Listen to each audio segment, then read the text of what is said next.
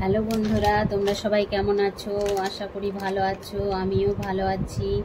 আমি আজ রান্নার ভিডিও নিয়ে আসিনি। আমি আজকে বাড়িতে কিভাবে ছাতু বানাই দেখাবো। এরকম একটা প্যাকেটে ছোলা ভাজা নিয়ে নিয়েছি। ছোলা ভাজাটাকে একটা থালার মধ্যে ঢেলে নিচ্ছি। এবার হাত দিয়ে একটু এরকম করে মাখিয়ে করে নেব। খোসাটা আমি একটু বাদ দেব। খোসাটা অনেকটা উঠে গেছে। এবার আমি এরকম করে থালাটাকে ঝাঁকিয়ে নেব, খোসাগুলো উড়ে যাবে। খোসাটা আমি পরিষ্কার করে নিয়ে চলে এসেছি। অনেকটা পরিমাণে খোসা বেরিয়েছে। এবার আমি একটা মিক্সিং জারে নিয়ে নেব।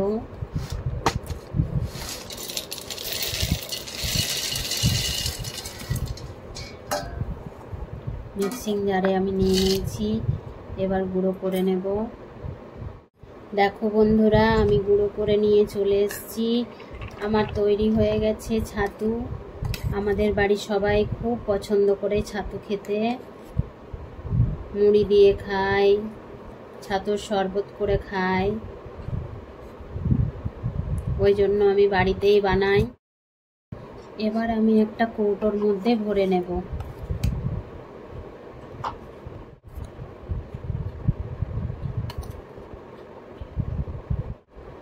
এরকম করে একবার বানিয়ে দেখবেন, আমি যেরকম করে বানালাম। আমাদের ভাতের সাথেও মাখিয়ে খেতেও পছন্দ করে ছাতু।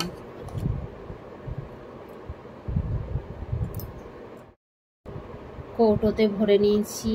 এক কৌটো হয়ে গেছে। আমি এবার ঢাকা দিয়ে রেখে দেব। প্লিজ আমার ভিডিওগুলো যদি আপনাদের ভালো লেগে থাকে তাহলে লাইক, শেয়ার, সাবস্ক্রাইব, কমেন্ট করবেন। এবার আমি ছাতুর শরবত বানিয়ে দেখাবো। প্রথমে এখানে 2 চামচ ছাতু নিয়েছি, একটু নুন নিয়েছি, একটু বিট নুন নিয়েছি, আর পরিমাণ মতো চিনি নিয়েছি। আর এখানে ঠান্ডা জল নিয়েছি ফ্রিজের। প্রথমে জলটা গ্লাসের মধ্যে দিয়ে দেব।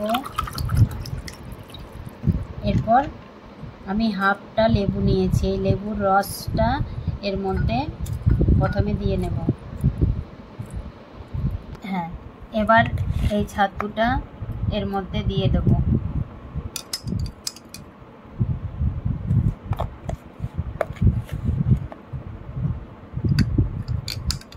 এই গরমে এরকম শরবত হলে খেতে কিন্তু খুব সুন্দর হয়।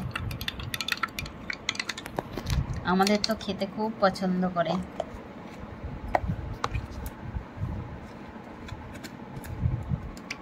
নিজে বাড়িতে ছাতু বানিয়ে শরবত বানানো খুবই ভালো লাগে। ছাতুর শরবত আমার রেডি হয়ে গেছে। আমি যেরকম করে বানালাম সেরকম করে একবার বানিয়ে দেখবেন, খেতে কিন্তু খুব সুন্দর হয়। প্লিজ আমার ভিডিওগুলো যদি আপনাদের ভালো লেগে থাকে তাহলে লাইক, শেয়ার, সাবস্ক্রাইব, কমেন্ট করবেন।